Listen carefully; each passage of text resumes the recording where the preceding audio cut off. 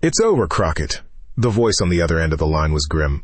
"Trump didn't just beat you at your own game. He burned the whole stadium down with you inside it." The video was brutal. It was grainy, shot from a low angle and precisely 16 seconds long.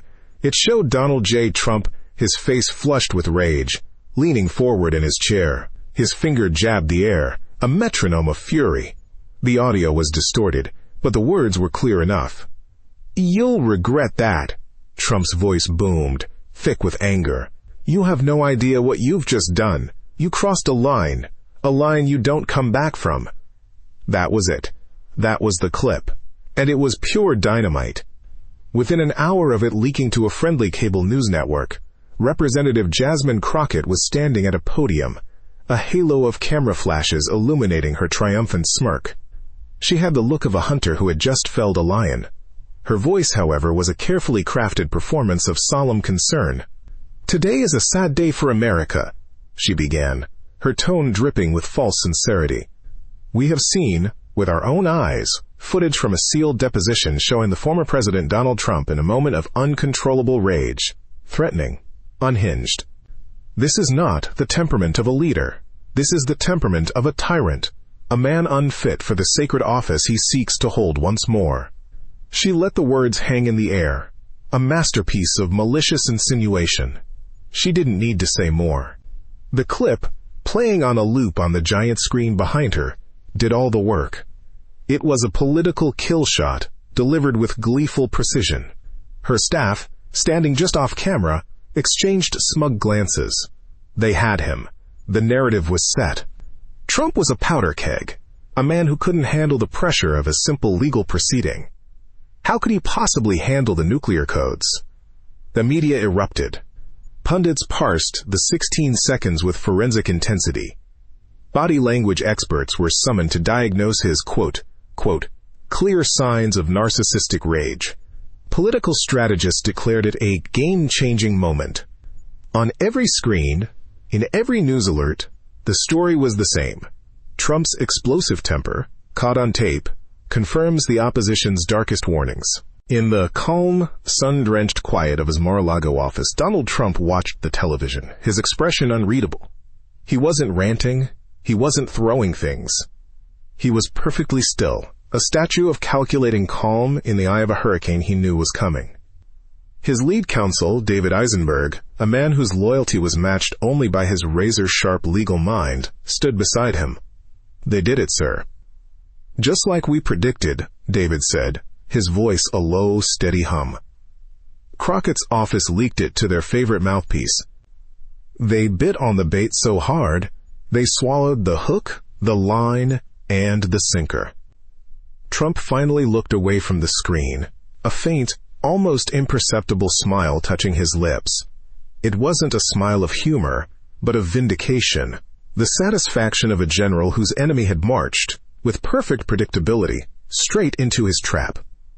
"She's so arrogant, Jasmine," Trump said, his voice conversational, as if discussing the weather.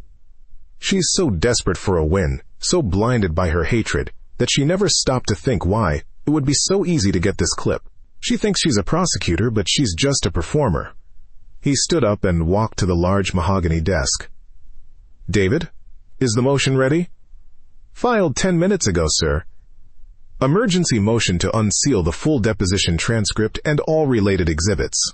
Filed on the grounds that a maliciously edited sealed document has been leaked to the press for the clear purpose of witness tampering and public defamation." "Good," Trump nodded. "The judge will be furious about a sealed document getting out. He has to grant it." "He will, sir. And when he does..." David let the sentence trail off, a grin spreading across his face. The full story of those 16 seconds was not one of unhinged rage, but of a father's righteous fury. The deposition had been grueling, a 6-hour ordeal designed to provoke. The opposing counsel, a notoriously slimy political operative named Marcus Thorne, had spent hours asking condescending, repetitive questions. Then, he went for the kill. Thorne had leaned into his microphone, a venomous sneer on his face, and asked a question that had nothing to do with the case. He brought up one of Trump's children, weaving a vile and utterly baseless insinuation about their personal life into a legal question, It was a despicable, below-the-belt shot intended to do one thing: make Donald Trump snap. And he did. The transcript would show it all. It would show Trump's initial stunned silence. It would show him calmly asking Thorne, "Could you repeat that, counselor?" It would show Thorne, with smug satisfaction, repeating the vile smear. And then, the transcript would capture the moment the cameras had shown, but it would provide the one thing the leak had surgically removed: the reason. It would show Trump's voice, low and shaking, not with madness, but with a father's protective instinct. "Don't you ever talk about my family, you greasy second-rate ambulance chaser. You bring my children into this again, and you'll be lucky to practice law in a back alley." And then came the line from the clip, now imbued with an entirely different meaning. "You'll regret that. You have no idea what you've just done. You crossed a line. A line you don't come back from." It wasn't a threat of violence. It was a promise of legal and professional annihilation. It wasn't unhinged. It was the roar of a patriarch defending his den. By 3 p.m., the judge, incensed that a document sealed by his own order was being used as a political weapon, granted the motion. The full 482-page transcript was now public record. The narrative didn't just flip, it performed a violent, whiplash-inducing somersault. The first alerts were tentative. Full Trump deposition transcript released, provides context for leaked video. Then, as journalists frantically scrolled to the key exchange, the tone shifted. Revealed. Leaked Trump video was a response to vile attack on his child. On cable news, anchors who had spent the morning feasting on the unfit narrative were now visibly uncomfortable, stammering as they read the new details from the teleprompter. One anchor, live on air, looked down at the papers in his hand and then stared into the camera, his face pale. "We are now getting the full context of the video that has been the subject of so much discussion today. It appears Mr. Trump's strong words were in direct response to a comment made by the opposing counsel regarding one of his children. The comment, which we will not repeat on this broadcast as it is deeply personal and inflammatory, has cast this entire incident in a profoundly different light."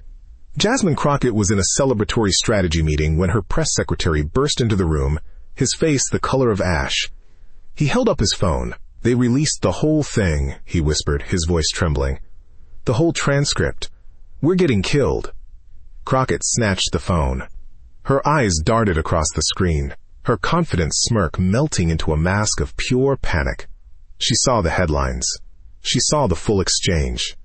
She saw her kill shot transform into a self-inflicted wound. The trap hadn't just failed. It had sprung back and clamped its steel jaws around her own leg. "Get me a statement," she shrieked, her voice cracking. "Say we stand by it. Say his reaction was still disproportionate." But it was too late. The story was no longer about Trump's temper. It was about a daughter's honor.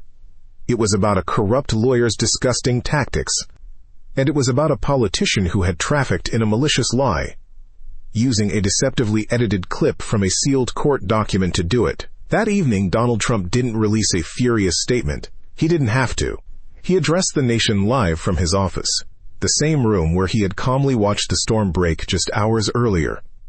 He was the picture of presidential strength and moral clarity. "This afternoon, my family was attacked in a disgusting and cowardly way, first in a deposition and then again in the public square by desperate political opponents," he began, his voice firm and steady. "They wanted to portray me as unhinged.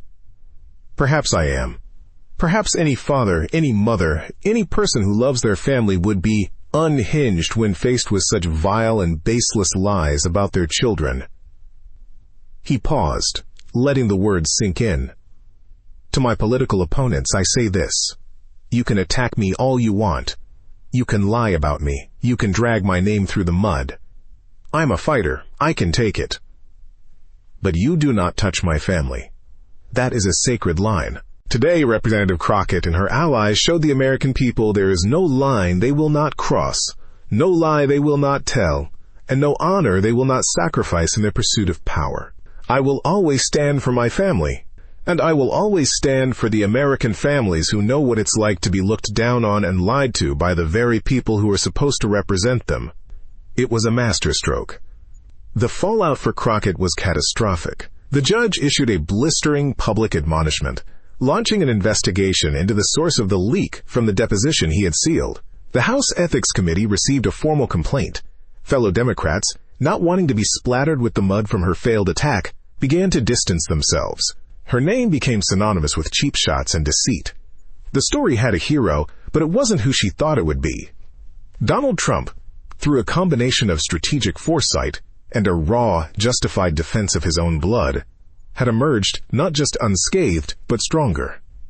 His image as a fierce, loyal family protector was now forged in the fires of a battle he had won by letting his enemy's own arrogance and malice be her undoing. He hadn't just dodged the bullet. He had caught it and melted it down into a medal of honor. When is a political attack not just unfair, but immoral? Share your thoughts on the climax of this story. And if you want more stories of strategy and confrontation, be sure to subscribe.